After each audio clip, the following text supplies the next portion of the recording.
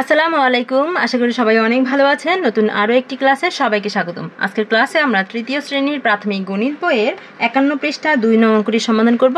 আগের ক্লাসে আমরা উপর নিচে গুণ করেছি, 1 নং অঙ্কটি সমাধান করেছি। আজকের ক্লাসে আমরা 2 নং এ আছে পাশাপাশি গুণ। পাশাপাশি গুণ কিভাবে করতে হয় সেটা শিখব। আশা করি নামতাগুলো মুখস্থ করে ফেলেছো। গুণ করতে গেলে নামতাগুলো অবশ্যই লাগবে। তো খেয়াল করো পাশাপাশি গুণ আমরা কিভাবে করব। 1 নং এ আছে 34 গুণ 2। আমরা আগের ক্লাসে শিখেছি যখন উপর নিচে গুণ করেছি তখন কি এই একটা সংখ্যা দিয়ে আমরা প্রথমে এককের অঙ্কটা গুণ করেছি, একক স্থানীয় অঙ্কটা গুণ করেছি, তারপর দশক স্থানে যে অঙ্কটা আছে সেটাকে গুণ করেছি। এখানেও আমরা এই 2 দিয়ে প্রথমে একক স্থানীয় অঙ্ককে গুণ করব, তারপর দশক স্থানীয় অঙ্ক গুণ করব। তাহলে প্রথমে 4কে গুণ করতে হবে, 2 দিয়ে 4কে গুণ করব। এই 2 দিয়ে প্রথমে এই 4কে গুণ করব। তাহলে কত হবে? 4 দুগুণে 8। লিখবো আমরা এককের ঘরে, একটু দূরে গিয়ে লিখবো এই যেখানে।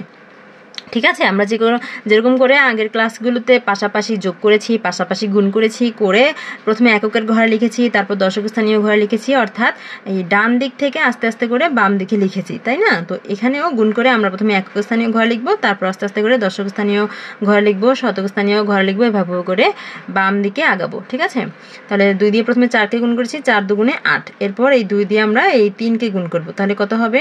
3 দুগুণে 6। এবার এইখানে দশকের ঘরে লিখবো, তাহলে কত হলো? 68। শেষ 1 নং। এরপর 2 নং এ 2 দিয়ে প্রথমে 4কে গুণ করব, তাহলে কত হবে? 4 দুগুণে 8। লিখবো একটু দূরে গিয়ে এখানে। তারপর এই 2 দিয়ে 2কে গুণ করব, তাহলে কত হবে? 2 দুগুণে 4। এরপরে দশকের ঘরে লিখবো 4। শেষ। 3 নং এ আছে 30 গুণ 3। তাহলে এই 3 দিয়ে প্রথমে এই 0কে গুণ করব, 3 এ 0 0। এই এককের ঘরে লিখবো 0।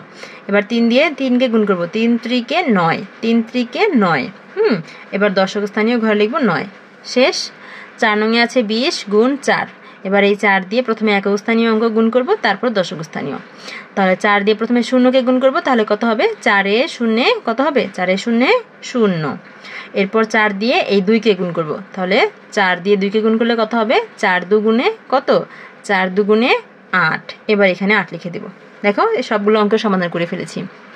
তোমরা এভাবে করে গুণ করা শুরু করে দাও। আর নামতাগুলো যারা এখনো মুখস্থ করেনি অবশ্যই নামতাগুলো মুখস্থ করে ফেলবে। দেখা হবে পরের ক্লাসে। ততক্ষণ পর্যন্ত সকলেই ভালো থেকো, সুস্থ থেকো। আর গণিত বইয়ের সকল অঙ্কের সমাধান একদম ফ্রিতে পেতে আমাদের সাথেই থেকো। আল্লাহ হাফেজ।